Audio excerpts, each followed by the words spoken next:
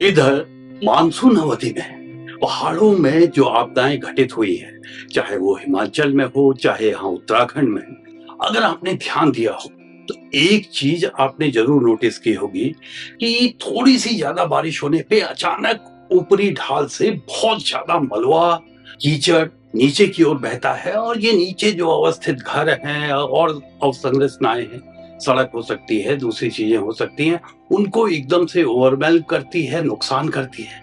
क्या ऐसा आपने महसूस किया है? तो आगे बढ़ने से पहले चैनल को लाइक, शेयर और सब्सक्राइब जरूर करें। सच मानिए, आपके सपोर्ट के बिना हमारा इस तरह से आपके साथ बने रहना, संवाद करते रहना संभव नहीं हो पाएगा। अतः आपसे रिक्वेस्ट है, चैनल को लाइक करें, सब्सक्राइब करें, कमेंट करें, शेयर करें।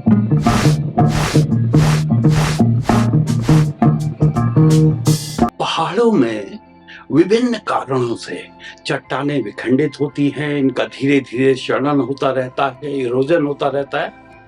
ये पानी के कारण हो सकता है, हवा के कारण हो सकता है, जो ड्यूरेनल टेम्परेचर डिफरेंस है उसकी वजह से हो सकता है। विशेष रूप से जो उच्च हिमालयी क्षेत्र हैं, वहाँ जो चट्टानों की दरारें हैं उनमें पानी जाता है और जब ठंड पड़ती है रात के समय तो ये जमने लगता है, एक्सपेंड होता है, पानी की वॉल्यूम बढ़ती है जब वो जमता है और उसकी वजह से रॉक्स विखंडित होती हैं।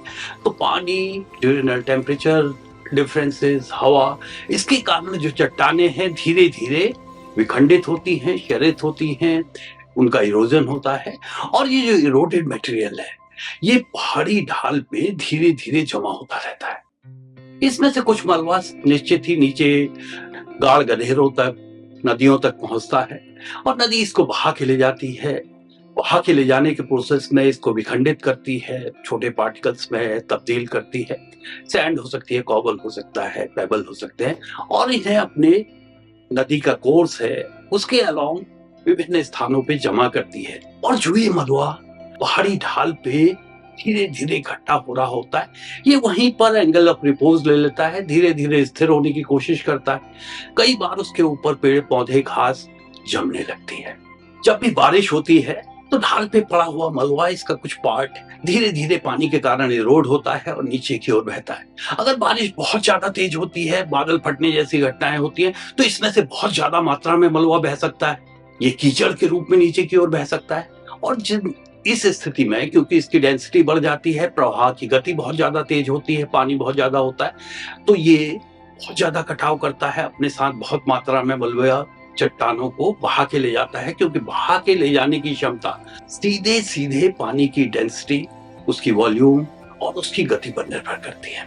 अगर आज के समय की बात करें तो निश्चित ही आपने देखा होगा कि भारी बारिश की घटनाएं बहुत ज्यादा बढ़ गई हैं। विशेष रूप से जैसा कि वैज्ञानिक कहते हैं, ये सब जलवायु परिवर्तन के कारण हो रहा है। बहुत कम समय में बहुत ज्यादा वर्षा हो जाती है। अब जलवायु परिवर्तन के कारण अगर बहुत ज्यादा वर्षा हो रही है तो ऐसे में ढाल पे जो मलबा पड़ा हुआ है उसके अस्थिर होने की, नीचे की ओर बहने की संभावनाएं बढ़ जाती है, प्रोबेबिलिटी बढ़ जाती है। उसी के साथ दूसरी चीज आपने देखी होगी कि आज के समय में विभिन्न निर्माण कार्यों के कारण, क्योंकि पहाड़ों में वर्तमान समय में विभिन्न कार्यों के लिए और संरचना विकास के लिए, दूसरे कार्यों के लिए बहुत ज्यादा निर्माण कार्य हो रहे हैं। कहीं सड़क बन रही है, कहीं सड़क का चौड़ीकरण हो रहा है, कहीं रेल के लिए सुरंग खोदी जा रही है, कहीं बांध का निर्माण है, कहीं और अवसंरचनाएं बन रही हैं। तो बहुत ज्यादा मलबा उत्पन्न हो रहा है और इसमें से ज्यादातर मलबा ढाल पे निस्तारित होता है। तो एक तो बारिश बहुत ज्यादा हो रही है और हम ढाल पे मलबे की मात्रा को बढ़ा दे रहे हैं। तो यही कारण है कि विगत कुछ वर्षों में इस तरह की घटनाएं, क्योंकि ढाल पे बहुत ज्यादा मलबा असंतुलित स्थिति में पड़ा हुआ है, जो अभी अभी निर्माण कार्यों से, अन्य कार्यों से हमने निस्तारित किया है और ये बड़ी असंतुलित स्थिति में है। इसको बस एक ट्रिगर की जरूरत है और ये भारी वर्षा जो है इस ट्रिगर का काम करती है और इसमें ये मलबा पूरा का पूरा स्थिर होके नीचे की ओर बहने लगता है और बहुत ज्यादा नुकसान करता है। तो दो चीजें हमने बात की। पहला, जलवायु परिवर्तन के कारण बहुत ज्यादा वर्षा हो रही है। दूसरा ये कि हमने पहाड़ी ढाल पे जो मलबा पड़ा हुआ है उसकी मात्रा बढ़ा दी है।